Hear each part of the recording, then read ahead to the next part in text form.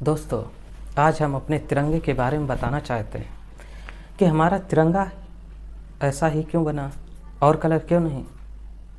जब गहराइयों से सोचते हैं, ठीक, जो बताया जाता है हमें वो तो सत्य है ही, उसमें कोई नहीं है डाउट। मगर ऐसा ही क्यों बनाया गया, कभी सोचा?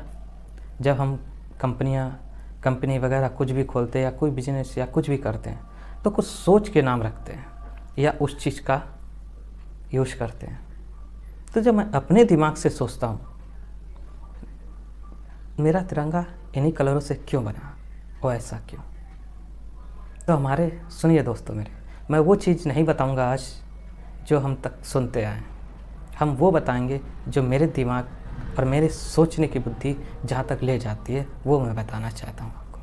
हमारा सबसे ऊपर पहले भगवा कलर, केसरिया जो कहते हैं, वो हिंदू बौद्ध जैन धर्म का प्रतीक है। जो हमारे हिंदुस्तान, चाहे बौद्ध धर्म हो चाहे हिंदू, जो हमारा ये भगवा जो हम लोग चलते हैं अभी, ये हमारे हिंदुत्व को दर्शाता है। और सफ़ेद देखना, ज़्यादातर आप ईसाई धर्म देखे होंगे और मैंने जहाँ तक देखा है गुरुद्वारा वगैरह सफ़ेद कलर के ही बने होते हैं।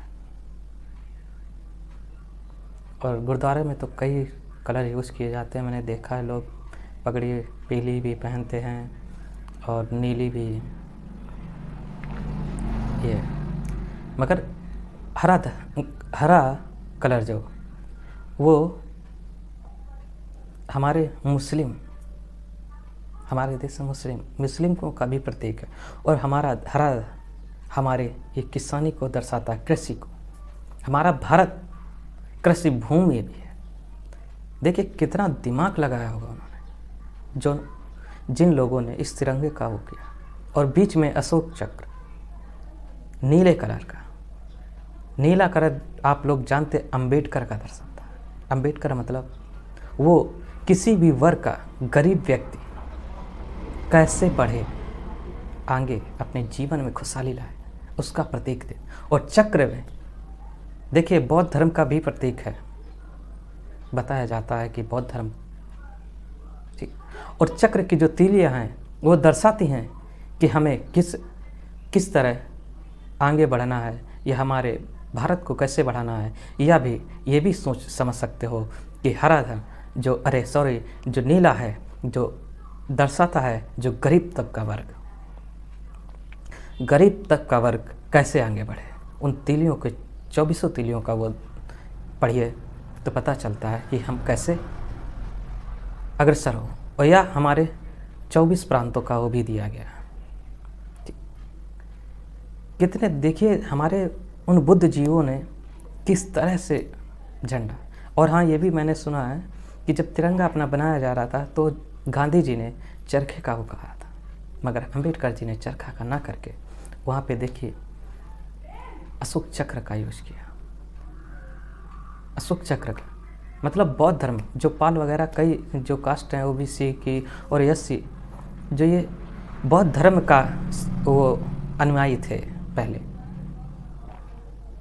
क्योंकि अभी ये भी सोचते हैं कि जो हमारे शास्त्रों में अभी लिखा है कि जो हमारा धर्म है सबसे श्रेष्ठ ब्राह्मण ही है।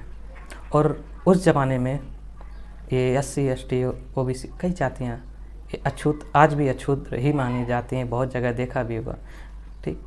उस चीज़ को लेके भी इन्होंने वो बौद्ध धर्म की ओर अग्रसर हुआ।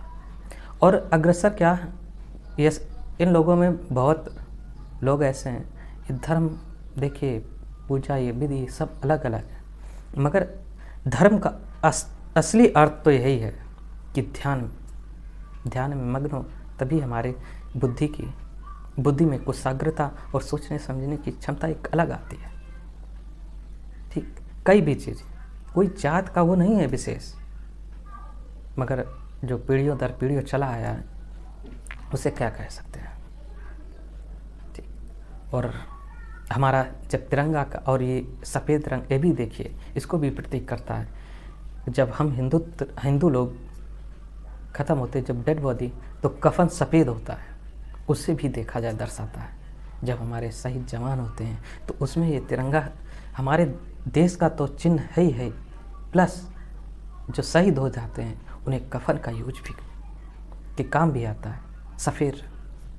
समझिए कितनी गहराइयों से हमारा तिरंगा बनाया गया है दोस्त। बोलने तो बहुत कुछ है, मैं ज़्यादा लंबा वीडियो नहीं बनाना चाहता, मगर सोचने की एक क्षमता विकसित करना। क्या मैं सही सोच रहा हूँ या गलत, आप लोग कमेंट जरूर देना। जो बताया गया अभी तक वो सही है, मगर मेरी जो बुद्धि सोचती है उस तिरंगे के कलरों को और वो सब चीज़ें समाहित होकर, तो मुझे यही दर्शाता है कि नहीं, हमारे भारत में सभी लोग को बराबरी का हक है, बराबरी का हक है, चाहे गरीब हो चाहे किसी अन्य धर्म को। और हमारी पट्टियां भी एक ही रेशियो में दी हैं, बराबर हैं तीनों,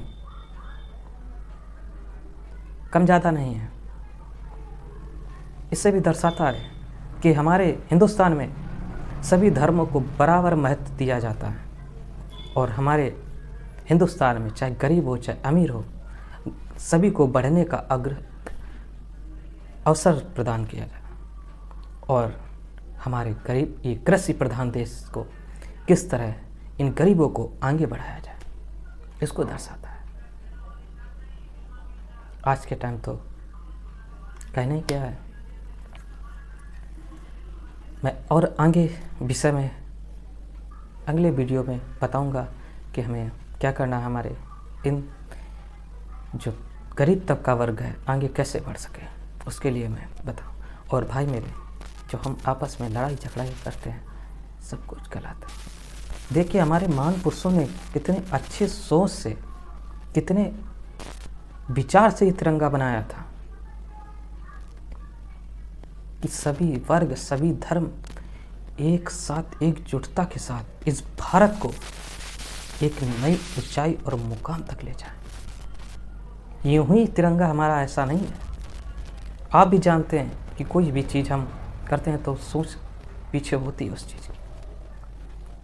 अब ये मत सोचना कि हरा मुस्लिम है तो तिरंगा बदल दो, नहीं दोस्त, ये हरा उसे भी इंडिकेट करता जो हमारे कृषि प्रधान, हरियाली खुशहाली को।